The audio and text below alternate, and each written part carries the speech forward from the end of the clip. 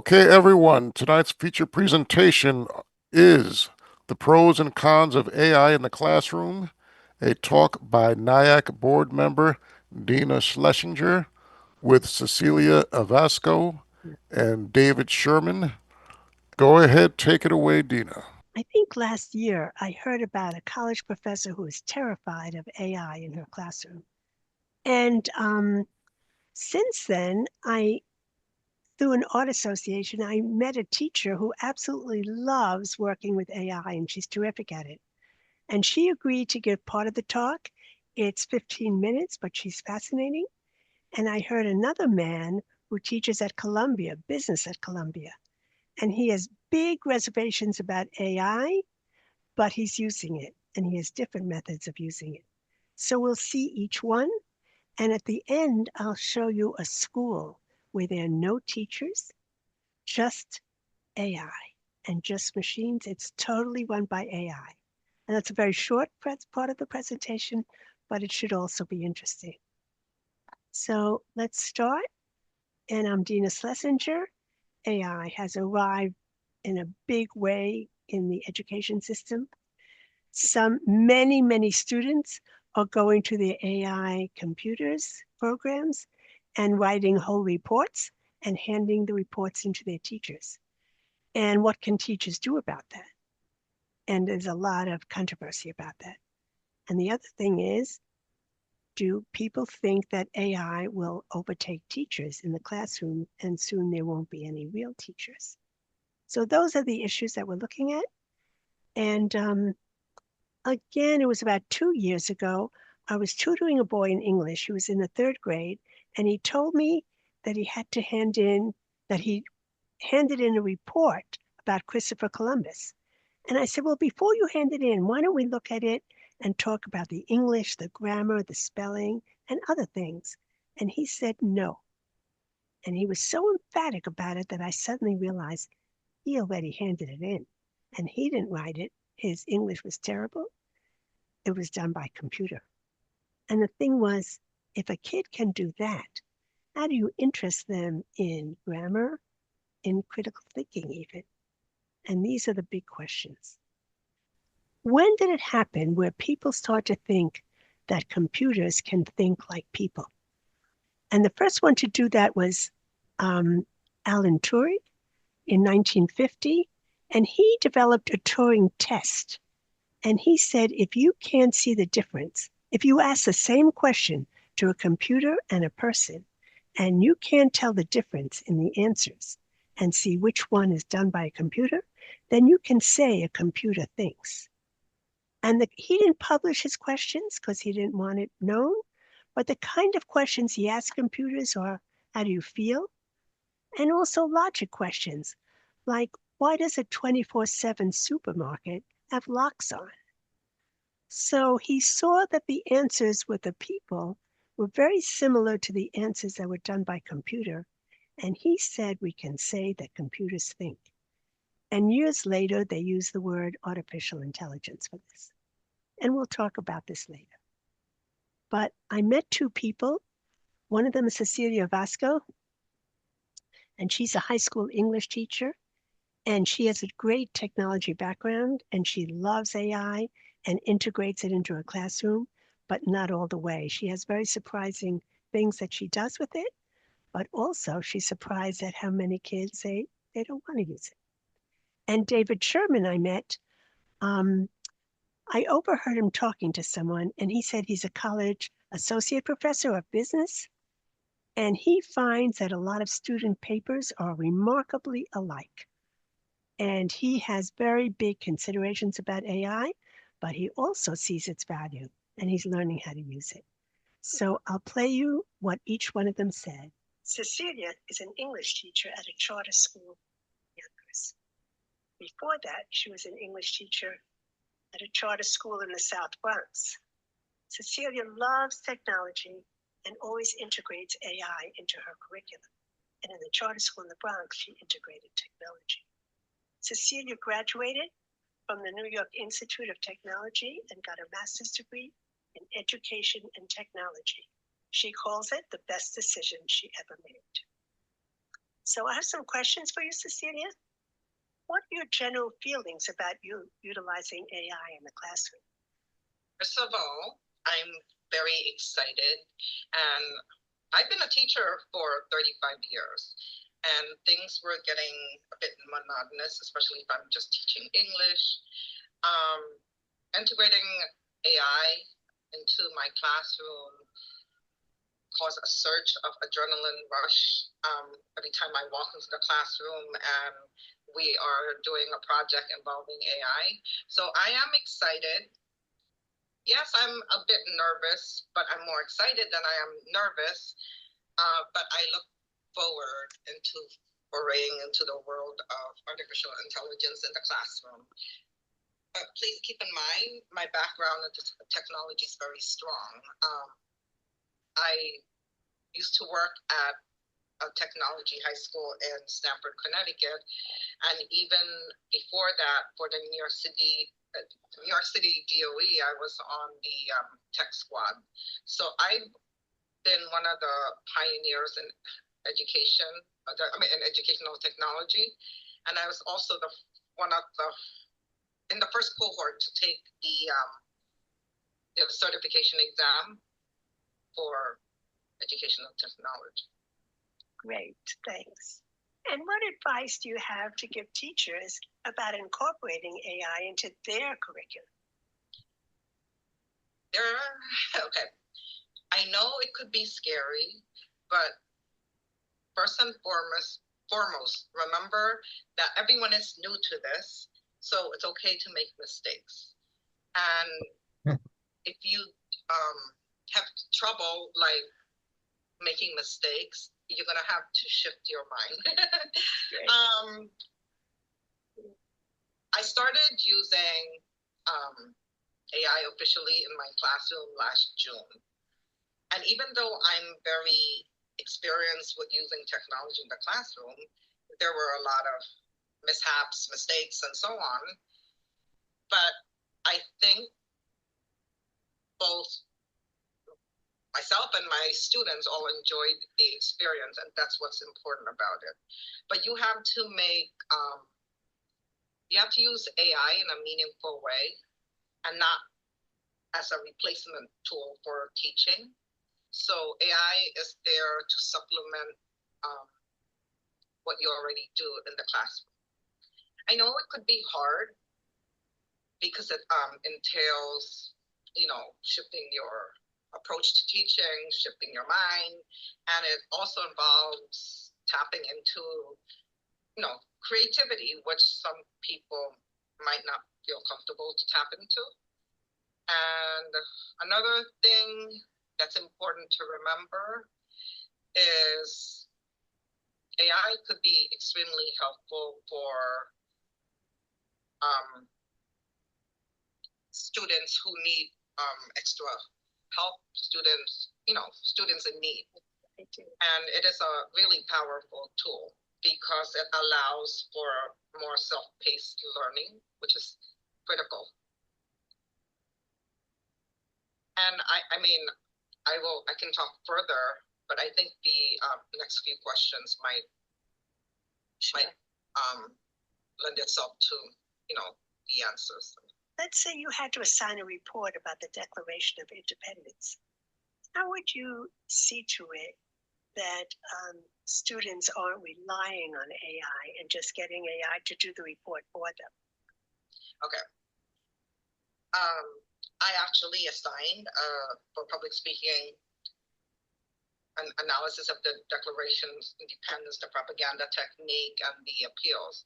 So I allowed my students to use AI, right? But the bottom line is they have to understand the technique in order to explain it. I mean, yes, AI can spout out, the lines, the technique, but they're going to stand in front of the classroom and explain the lines phrase by phrase. Exactly. What technique is captured in that line and why. Great. So when there is a presentation involved and students are in the front of the classroom, that puts them on the spot, so they're more likely to pay attention to what they're researching and capturing. I noticed that when a presentation is involved, they'll read more carefully. Right. Yes. And I want to skip a question and ask something that's super important. How do you teach kids language arts skills, reading, comprehension, and writing when they have access to AI? Okay, so AI is a supplemental tool, right? They have to learn how to read critically through certain methods, like say in AP English, we teach soapstone, which is to analyze speeches and arguments. So that can be done by AI, but when you actually ask them to explain, the process. That's right. They cannot rely too much on AI. So especially for writing, if it is process based, you're going to get more authentic work. And usually in my writing workshops, I have them do free writing, on paper first before actually transferring it to a document. So if it is process based and you're grading on each segment of the process, you get more authentic work done. Do your students enjoy using AI in the classroom? Surprisingly, I allow them to use AI. Surprisingly, I would say half of them still prefer to do it the traditional way. That is very surprising. Yes, it's very surprising. Yeah. But some, some students would come to me, can I have loose leaf paper, please? And I'm allowing them to use it. Yes. So that's a teacher's dream. Yeah. Yeah, great. And I'm not prompting them. I said, you can. I know. But first of all, I said that more than perfection, I value authenticity, like something real. I value, and I know what's real and what's not real. Exactly. Yeah. And that's what teachers are facing now. Yeah. They know that they're just handing in reports that they're getting from AI. Yeah. So but in order to make student produce real reports, you have to incorporate prompts that involve them incorporating, something from their everyday life or something that they know personally. Could you give an example?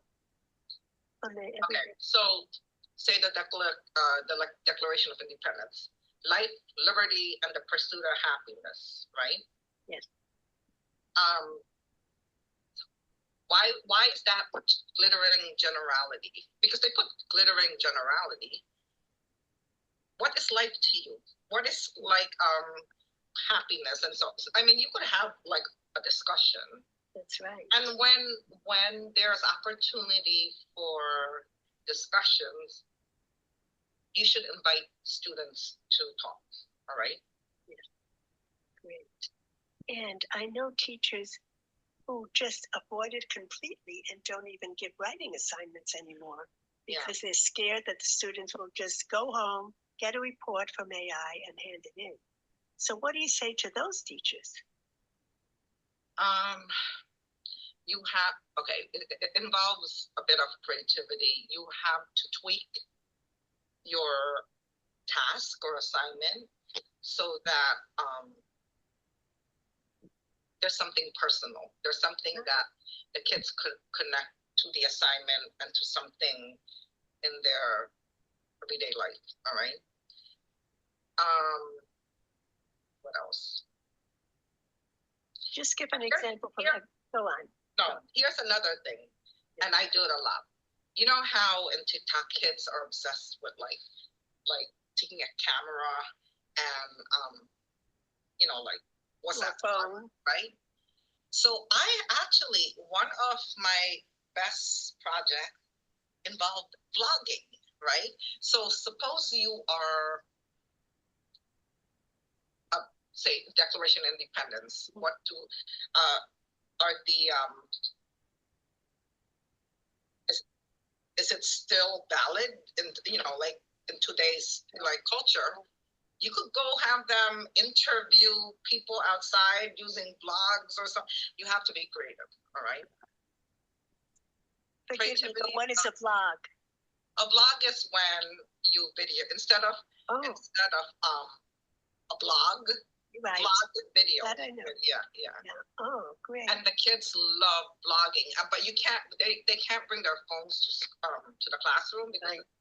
But if that is an assignment, blogging will get a lot of work, and so maybe they could blog the answer to whatever research or blog.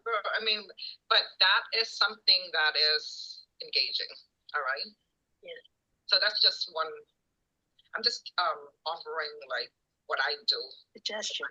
Yeah. Well, teachers need it now because I know a few who just avoid it completely and just won't give out assignments. Okay. Written assignments. So this is great what you're saying. You can give traditional assignments. I still do, right?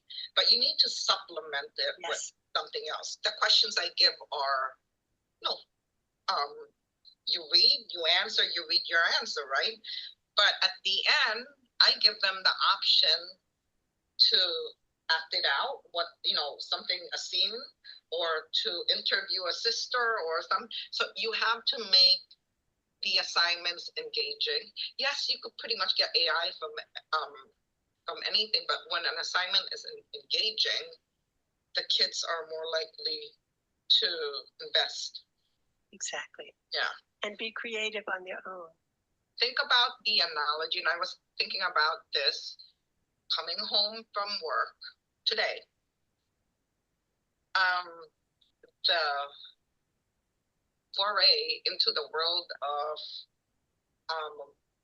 artificial intelligence in the classroom is much like you're flying a plane, but you're building it as you're flying. Wow. Right? Yes. So you got a structure to get up in the air, but you're actually building it. That's where we are at this point.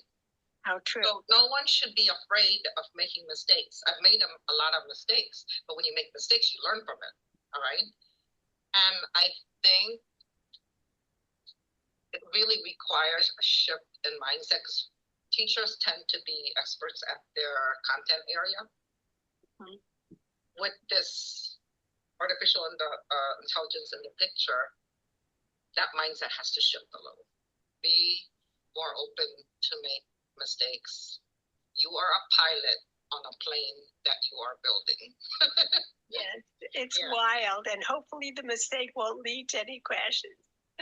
But it's a great idea, and thank you, Cecilia. Oh, Darren wants to ask you a question, but which AI do you use? Do you use GPT? Do you use Nano Banana? Okay, yes.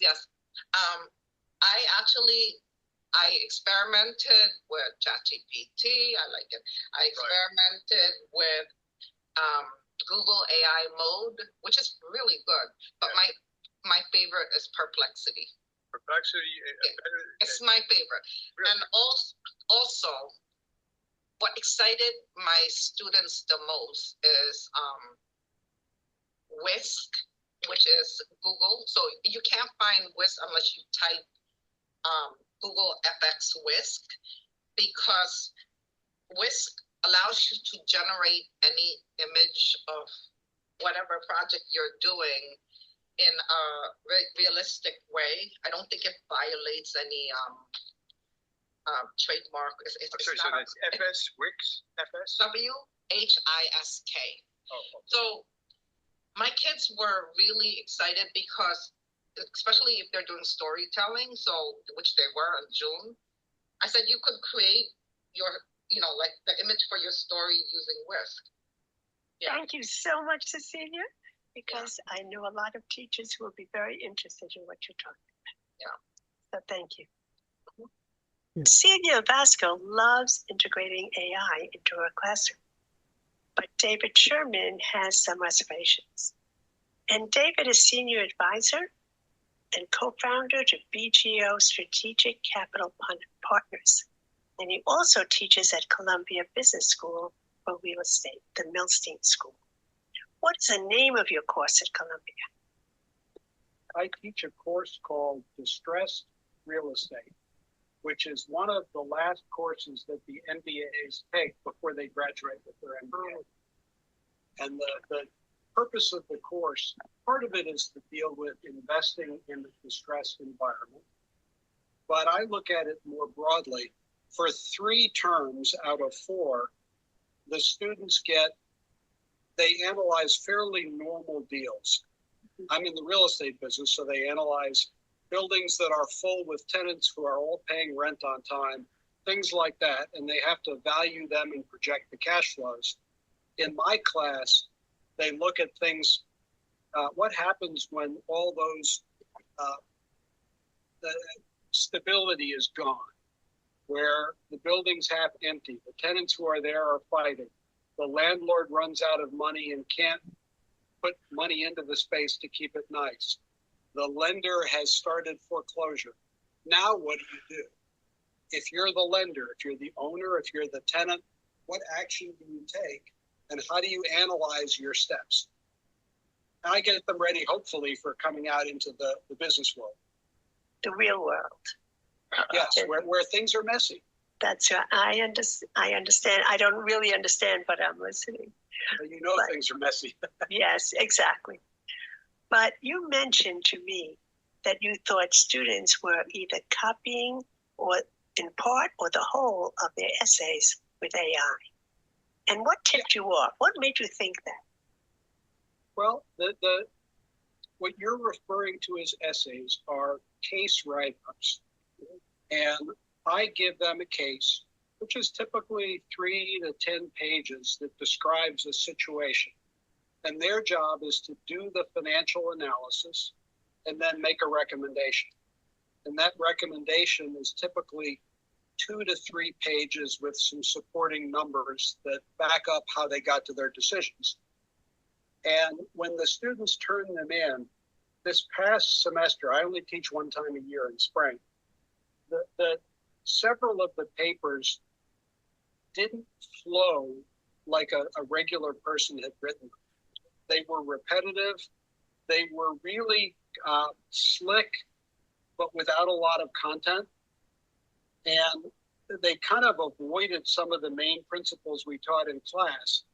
And it looked to me like somebody had said to the computer, here's a case, write me a paper. And 2 or 3 of the students submitted them, and they were very similar papers, which said to me they used the same AI. Sounds like it. And it's not against the rules at Columbia. The rules at the business school are changing as we speak. Students now, 2 years ago, they were not allowed to use AI. Now they are. They need to flag it in their paper, and the students didn't, so that part wasn't okay. And then the professor has tremendous latitude about the extent to which students are allowed to use AI, anywhere from none to broadly throughout the semester. And I'm in the process now of trying to figure out what my policy is going to be this next semester when I teach. Does Columbia University give an orientation about this and how different professors are dealing with it? I have not found one, and the university is broken up in schools, and the schools tend to govern themselves on a lot of these matters. So the rules that I just said are the business school rules. I don't actually know what the Columbia University or the Columbia College or General Studies or any of them are doing. Okay, you indicated to me some good ideas for how you're going to teach this year to maybe lessen the amount of copying. Before we get into that, let me go through how I think about AI. Good. The pros and cons from the point of view of a teacher and a student. Because AI is just a tool. And like any other tool, it can be very helpful or it can hurt you. And on the helpful side, a lot of our cases require some level of market research, checking into what rents are being paid by similar buildings in that market, where have properties traded, what are the mortgage rates, all of that requires research. It takes a lot of time to do that research. And there's really no thought. Once the student goes into the computer and says, find the rent, not learning anymore after that. And if AI can do that in 2 minutes instead of 2 hours, that's a really helpful tool for the student. And he's not sacrificing learning to do it. Exactly. The students are also learning how to integrate AI into a normal business analysis, which they're going to have to know when they graduate. And then lastly, I think AI can be extremely helpful in formulating your argument, your bullet points. What are the most important points? How do you express them? How do you summarize your argument? So all of that's good. The problem is we're not in the business of helping our students just be fast. That's not my goal. My goal is for our students to actually understand the material really well. And if it takes them an hour or if it takes them 5 hours, doesn't really matter as long as they're able to do it. They need to learn it. And it's so easy to plug your paper into AI and have the computer do the work. I'm really worried that the students will take that shortcut and not learn the material, not learn the tough analysis that we're teaching, and B, not know if the computer generates something that's accurate or not. If they don't know the material, they can't proof it. And from the experiences that I've had reading papers that were AI generated, the computer is not yet ready to do this analysis. And I'll give you an example. The typical case that we have will be a building with several different parties having a stake in that building. The first mortgage lender has the mortgage on the building. The owner owns it. There might be a partner with the owner. There might be a mezzanine lender, which is a junior lender who's subordinate to the first mortgage. And I will ask our students to analyze the deal from the point of view of each of those different constituents. What are the numbers that they see? If you're the mezzanine lender, you don't care what the owner gets, you care what you get. Yes. And you care what could go wrong that would cause me to lose money in my position. So what are the cash flows? What are the risks? And what would you pay to buy that position if it were for sale? Computer can't do that. It doesn't understand yet how to analyze those risks that are really unique to that individual situation. And the concepts are the same. I could give you 10 different cases. If you understand the concepts, you can do all 10 cases.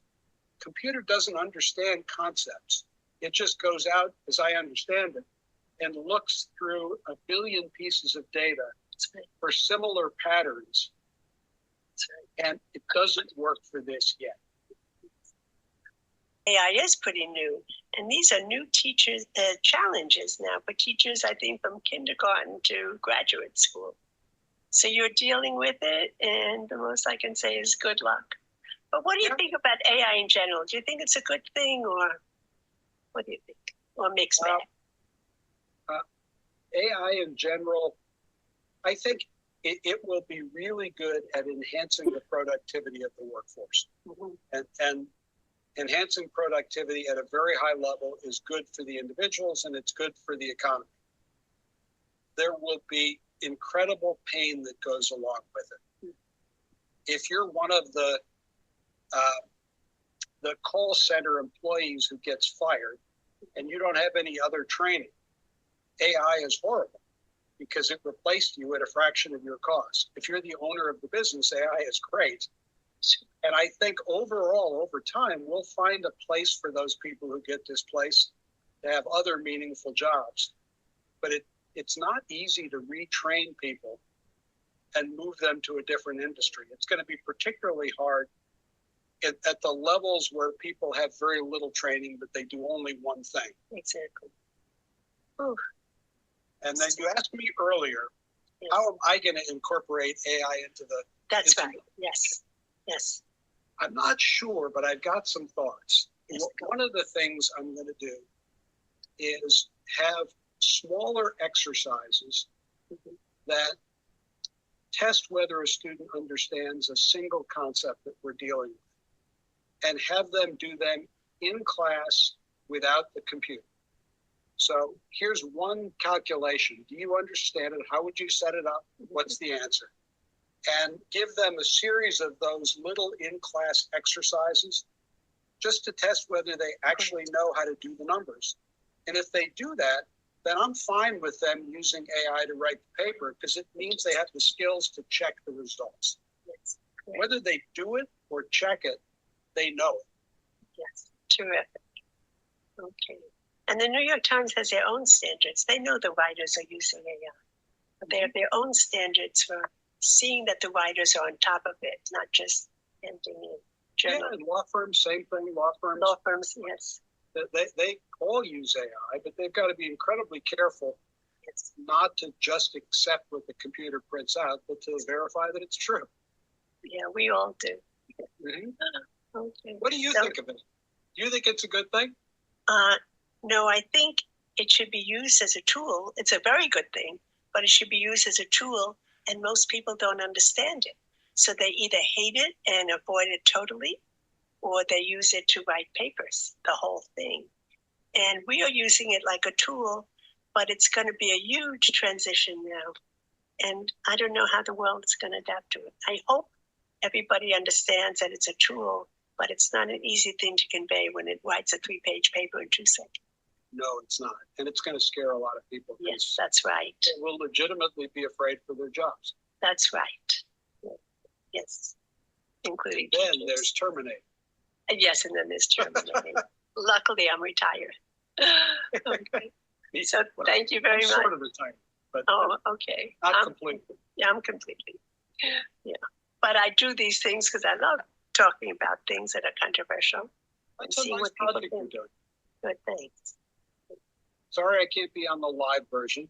Yeah, me too. Okay. So, but thank you. You're welcome. See you soon. See you soon, I hope. Finally, there's schools, mostly in the South and the West Coast, I believe, but they're growing like crazy, called the Alpha Schools. And they are totally run by AI. There are no teachers. Students are pay $40,000 each to go there. And though they expect to lower the amount soon, even to poor people, and there are no teachers, only mentors who are paid $100,000 a year. And this is a man who explains it in about a minute how it works.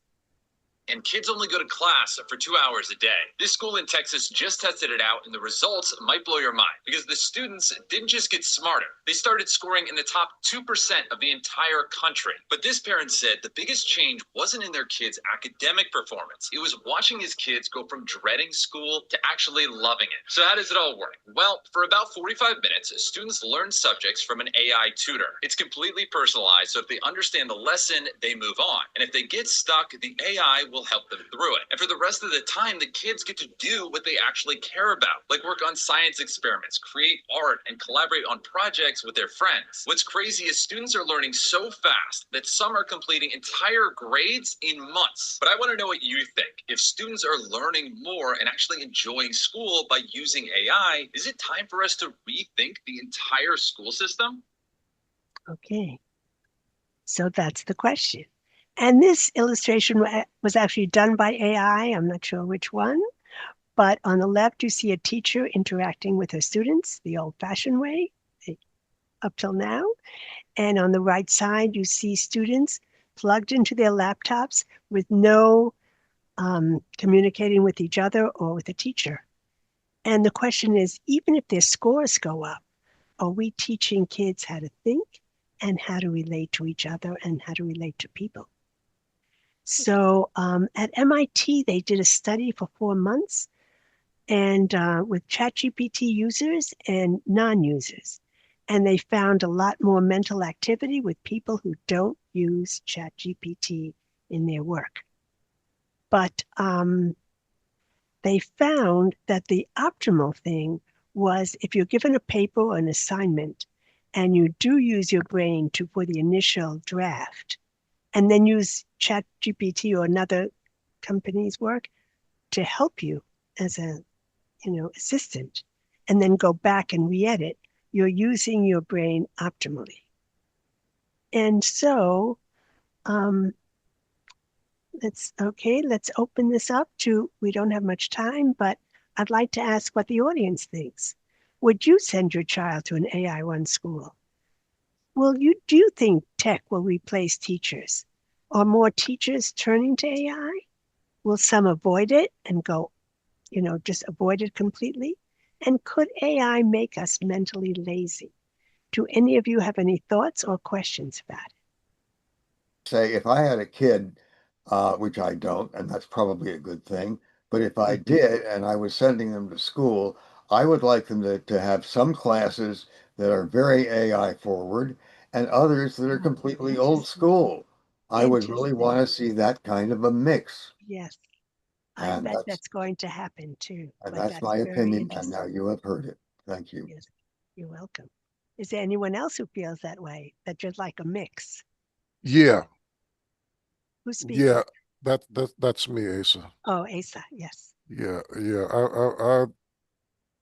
If I had a kid school age, grade school, grammar school, I'd rather have it be a hybrid type of situation. Well, very interesting. Similar to what Steve was talking about, because that the section in your presentation where they were talking about these nearly fully AI schools, Yes, and alpha schools. Yeah. they were talking about how great it was and how much the kids are doing better in their grades and all that. I'm very skeptical. Mhm. I'm very skeptical about how great they say these kids are doing. Well, somebody said, I think it was Brendan, who said any parent who pays 40,000 for a kid in elementary school probably has a very motivated kid who might excel, with AI. So you don't Sure. know. But Okay. I also read kids said that school is very cliquey, that they favor the richer kids and they give more attention to them. So Oh, it's a okay. whole bunch of things like Right. Oh, okay. What? But Which? also Oh, sorry. they hold on a second. In the beginning section of the presentation, when you spoke to her, I forgot her name offhand. that. Cecilia, Cecilia, right, yes. right. And an interesting thing that she said was that the children wanted to use the tactile Yes, uh, portion of their learning. They wanted to use the notebooks. They wanted to use the yes, paper, yes. which is Interesting. which is a good thing. Yes, I that's think right. that's a good thing, Yes, so that you know people don't lose those skills that's right. instead of just relying on the keypad and the AI. That's right. That's great. And I think that we all can come to the agreement there's got to be a mix. It shouldn't be all AI, but it should integrate AI because it has a lot to offer. Yeah. Go ahead. Again, thank you for the presentation, Dina. It was a great presentation. Thank you.